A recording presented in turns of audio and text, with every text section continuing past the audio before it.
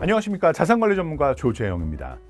자, 여러분, 증여받게 되면 너무 신나겠죠. 예. 그런데 증여세도 내야 되고요. 그리고 취득세도 내야 됩니다. 그런데 조금 복잡한 얘기긴 한데요. 증여세는요, 나라에 내는 겁니다. 즉 국세입니다.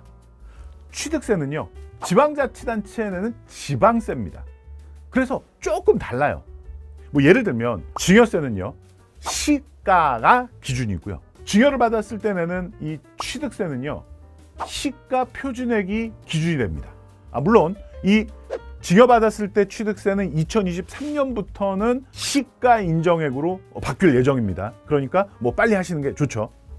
자, 그러면 제가 말씀드렸지만 시가는 뭐고 시가 인정액은 뭐냐, 사실 거의 같은 개념입니다. 뭐 비슷하다고 보시면 됩니다. 우선 큰 개념은 불특정 다수인 사이에서 자유롭게 거래가 이루어지는 경우에 통상적으로 성립된다고 인정되는 가액, 그러니까 뭐 시장 가치다 이렇게 보시면, 뭐 지금 이 시점에서 이루어지는 가치다 라고 보시면 됩니다.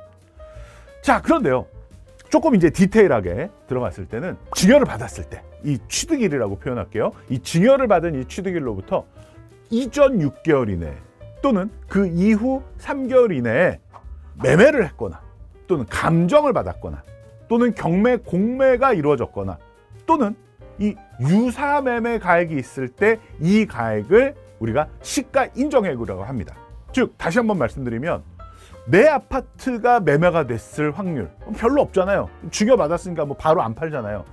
그 다음에 경매, 공매, 이거 들어갈 확률도 거의 적은데요. 자, 그렇다면 제일 중요한 것이 바로 유사매매 가액입니다. 유사매매 가액.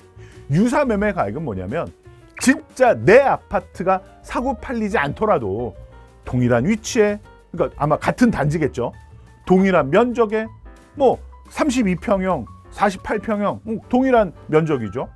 동일한 용도, 다 주거 용도 아닙니까? 예, 이런 다른 물건이 거래된 게 있다면 그 가격을 시가로 잡아야 된다라는 겁니다.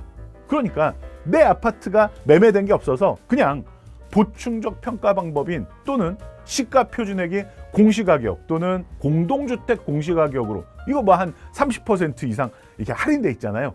요걸로 하려고 했는데 아이쿠 아니더라 이거예요. 이 단지 안에 다른 아파트들이 팔린 게 있다면 그 가격으로 되니까 이건 뭐라고 표현하는 게 좋을까요? 그렇죠. 시세라고 표현할 수 있겠죠. 그러니까 시세대로 증여세도 내야 되고 2023년부터는 취득세도 시세대로 낼 수밖에 없는 이런 상황이 벌어질 거라는 겁니다. 그 이유는 누구 때문이라고요? 유사 매매 가액 때문이라고요. 머리가 아픕니다. 그래서 이 유사 매매 가액을 좀 피해갈 수는 없을까 고민을 하다가 다른 시가 인정액에 눈을 뜨게 된 겁니다. 그게 뭐냐? 바로 감정가액입니다. 즉, 감정평가 법인 등에서 이 아파트를 감정을 합니다.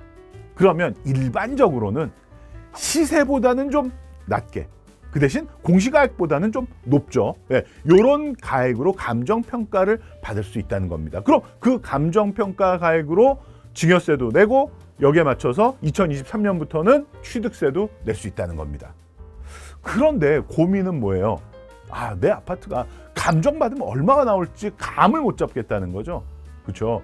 그래서 이럴 때는요, 셀리몬 계산기에 들어가시면요, 내 아파트 주소만 입력을 하면 공시가액이 얼마인지, 유사매매 사례가액이 얼마인지, 감정을 받는다면 대략 최소 금액이 얼마인지, 최대 금액이 얼마인지까지 한꺼번에 조회를 할 수가 있습니다. 그럼 여기에 맞춰서 증여세는 얼마고 취득세는 얼마인지까지도 깔끔하게 원스톱으로 조회가 가능합니다. 그래서 이런 것들을 활용하셔가지고요, 내가 언제 어떻게 증여신고를 하면 좋을지, 어떻게 취득세를 내면 좋을지 전략을 세울 수 있다는 겁니다.